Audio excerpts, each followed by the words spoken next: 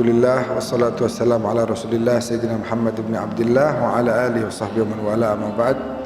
Alhamdulillah. Dalam sebuah hadis Nabi katakan, ad-du'a mukhul ibadah. Jadi bisa dikatakan inti dari ibadah itu adalah doa, harapan kepada Allah. Ad-du'a silahul mu'min, senjatanya orang beriman. Maka setiap kali orang beriman itu ingin maju, mengharap, mintalah dengan doa yang tulus. Sering kita dengar tuh, orang kalau doa itu tergantung memang niatnya. Kalau memang betul-betul dia tulus minta kepada Allah yang Maha Kuasa dan dia dalam keadaan yang ikhlas mengharap, maka Allah akan berikan harapan-harapannya. Sampai-sampai kita pernah dengar kisah-kisah bagaimana doa itu betul-betul memang merupakan senjata orang mukmin. Kita dengar misalnya waktu itu ada orang ahli maksiat di Irak, di Baghdad atau di Basra begitu. Ahli maksiat meninggal dunia. Warga sekitar nggak mau dia dikubur di kota tersebut. Nggak kasih izin. Ini biar dia dikubur di luar aja. Anaknya 2 masih remaja, bingung gimana cara nguburin, nggak tahu. Dibawa jenazah ayahnya pakai gerobak, dicari siapa yang mau nguburin ayahnya. Sampai ketemu satu orang di kampung sebelah. Dia bilang, ini ayah saya, nggak ada yang mau nguburin, nggak ada yang mau sholatin, nggak ada yang mau mandiin jenazahnya. Kira-kira antum bisa nggak doain, bisa nggak mandiin, bisa nggak nguburin? Bisa. Udah dikerjain semuanya, selesai. Ini anak 2 balik lagi ke rumahnya. Tokoh di kota tersebut yang menolak si orang maksiat tadi dikubur di situ, malam harinya mimpi ngelihat tuh orang berada di istana yang mewah luar biasa. Dia masuk ke istana tersebut, dia bilang, Anda ini kan bermaksiat selama hidup di dunia. Saya pernah lihat Anda berbuat dosa. Kok bisa Anda dapat istana? Ngapain Anda di istana ini? Kata orang itu, ini istana saya. Anda yang ngapain masuk ke istana saya? Keluar dari sini, begitu.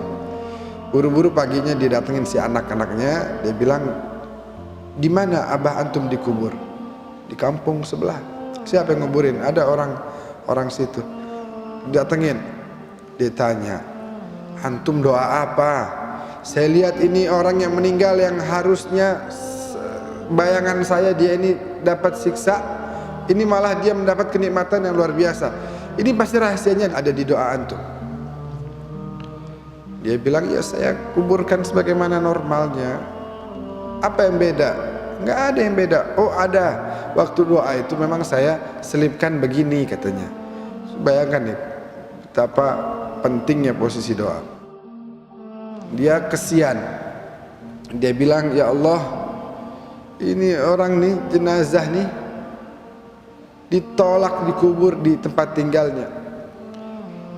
Dia datang kepadaku dalam keadaan sudah mayit dan aku urus dia. Kalau dia datang kepadaku masih hidup, aku akan jamu dia dengan jamuan yang luar biasa. Tapi dia udah wafat. Maka sekarang engkaulah yang menjamunya ya Allah, dan engkaulah paling hebat dan paling baiknya penjamu, maka jadikan orang ini sebagai tamumu yang kamu muliakan. Akhirnya Allah Maha Pengasih dan Maha Penyayangnya itu melebihi daripada sifat keadilannya, dan karena itulah kemudian dosa-dosanya diampuni oleh Allah Subhanahu wa taala dan Allah berikan kasih sayang yang luar biasa. Jadi memang penting betul. Ada orang lagi misalnya ziarah ke Rasulullah, lalu sampai di kuburan Nabi, orang ini memang polos. Dia bilang, ya Allah, ini doanya singkat tapi padat. Ya Allah, di hadapanku ini ada kekasihmu. Ya Allah, aku ini hambamu dan syaitan itu adalah musuhmu. Ada 3. Nabi ini kekasihmu, aku hambamu, syaitan adalah musuhmu. Ya Allah, kalau engkau ampuni dosaku, kekasihmu ini akan senang karena umatnya diampuni dosanya. aku sebagai hambamu akan bahagia, dan syaitan yang merupakan musuhmu akan sedih karena engkau ampuni dosaku.